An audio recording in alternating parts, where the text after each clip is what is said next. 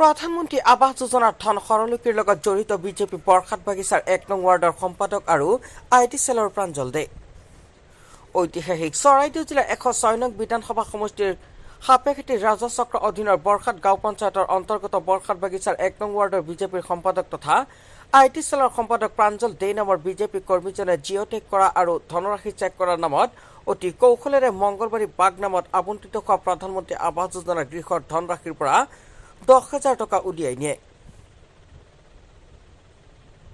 পৰৱৰ্তী সময়ত সন্দেহ হোৱাত স্থানীয় সচেতন ব্যক্তিসকলৰ পৰা পৰামৰ্শ লোৱাত বেংকলৈ গৈ পুনৰ একাউণ্ট পৰীক্ষা কৰাত সকলো তথ্য পোহৰলৈ আহে। এই প্ৰাঞ্জল দে নামৰ যুৱকজনে প্ৰায়ে এনে ধন আত্মসাৎ কৰা কাৰ্যকলাপৰ আৰু সাধাৰণ চাহ শ্ৰমিক বিৰোধী কাৰ্যকলাপৰ লগত জড়িত থকা দেখা গৈছে।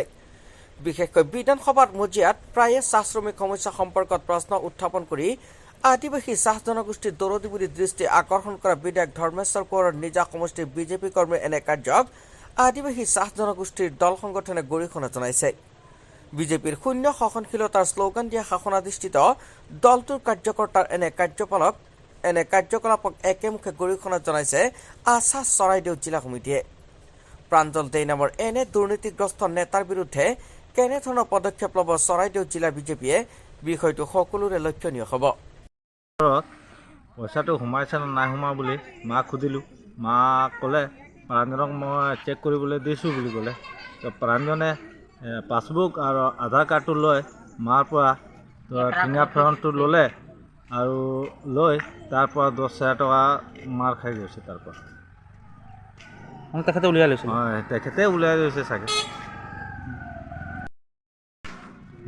মই বেলেগ বেংকত এটা গৈ আধাৰ কাৰ্ড আৰু পাছবুক লৈ চেক কৰাবলৈ গৈছোঁ। তো বুলি কৈছে ইয়াতে তহঁতৰ বুঢ়ীজনী ফিংগাৰ প্ৰিণ্টটো লাগিব বুলি ক'লে।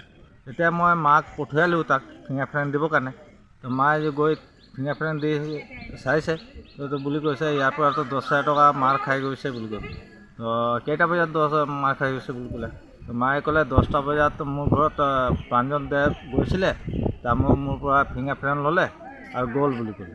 কিমান তাৰিখ আছিলে? ২৬ তাৰিখ। ২৬ তাৰিখ। এতিয়া সম্প্ৰতি আপুনি পইচাটো মানে মাৰ হেৰিয়ত সোমালে। প্ৰাঞ্জল দেৱ এতিয়া আজি ৩দিনমান হ'ল। তাক গালি পৰাৰ পাছতো বুলি কৈছে যে মই ১০,০০০ টকাত মই তহঁতক ঘূৰাই দিছোঁ বুলি একাউণ্টত ঘূৰাই দিছে।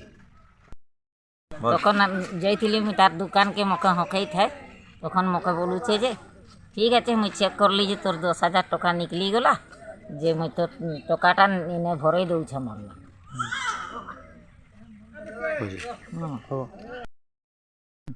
তো মই কলো যে মোর পয়সা কেনকা ১০,০০০ মরাই গৈছে বুলি কলো। তেতিয়া মই তাক সুধিলোঁ যে মোর পয়সা কেনকা ১০,০০০ মরাই গৈছে। তো কৈছে যে মোক দিবি যে তুই ঘর বনাবলে। তো মই তোক দিলে কি হ'ব, মোৰ চৰকাৰী বস্তুৰ হয়, মোক দিছে পইচা। মোৰ হাতত পইচা পৰা নাই, তই কেনেকুৱা মোৰ ঘৰটো বনাবি, কাক কৈ তই ওলাবি বুলি ক'লোঁ। যে তেতিয়া খঙাই গ'ল আৰু কৈছে যে এই বুঢ়ীজনীক পঠিয়াই দিবি মোৰ ওচৰত, আহিব বুলি ক'লে। আৰু এতিয়া মই গ'লোঁ, তেতিয়া ৰাতিপুৱা তেতিয়া পইচা ১০,০০০ ওলালোঁ, তো তোৰ হেৰিত ভৰাই দিছোঁ বুলি ক'লে। পইচাটো ওলাবলৈ আপুনি অনুমতি দিছিলে নেকি? নাই দিয়া, চেক কৰিবলৈ নাই দিয়া মানে তেওঁলোকে নিজে নিজে উলিয়াই লৈছে। আপোনাৰ কিমান তাৰিখৰ কথা এইটো? ২৬ তাৰিখ বৃহস্পতিবাৰ। আচ্ছা, আপুনি কওকচোন। এতিয়া মানুহে পইচা ওলাই আছে। তো মই আহি ক'লোঁ মাক যে মা চবৰ ঘৰতো আহিছে যে পইচাটো সোমালে নাই বুলি ক'লে। তো মা বুলি ক'লে যে পইচাটো চবৰ হৈছে, মোৰতো হোৱা নাই বুলি ক'লে। মই ক'লোঁ কেনেকৈ তোৰ হোৱা নাই, চবৰ হৈ আছে, তোৰ কেনেকৈ নহ'ব বুলি ক'লে। তো মই ২-৩ জেগা গ'লোঁ চেক কৰিবৰ কাৰণে, নহ'ল বুলি ক'লে। তাৰপিছত কৈছোঁ কেনেকৈ নহ'ব, মই পাছবুক আৰু হেয়াৰটো দিয়কচোন, মই নাগিনী বেংকটো গৈ চাই আহিম বুলি ক'লোঁ। তাৰপিছত তাৰপৰা আধাৰ কাৰ্ড পাছবুকটো লৈ গ'লোঁ। তাক সুধিছোঁ, তো বুলি কয় বুঢ়ীজনীক পঠিয়াই দিবি, বুঢ়ীজনী আহিলে তেতিয়াই মই ফিংগাৰ প্ৰিণ্টটো লৈ মই চাই দিম বুলি ক'লে। তো বুঢ়ীজনীক পঠিয়ালোঁ। তো বুঢ়ীজনীক গ'লে, তো বুঢ়ীজনীক যোৱাৰ পাছত বুঢ়ীজনীক কৈছে যে ইয়াৰ পৰাতো ১০,০০০ টকা মাৰ খাই গৈছে বুলি কৈছে।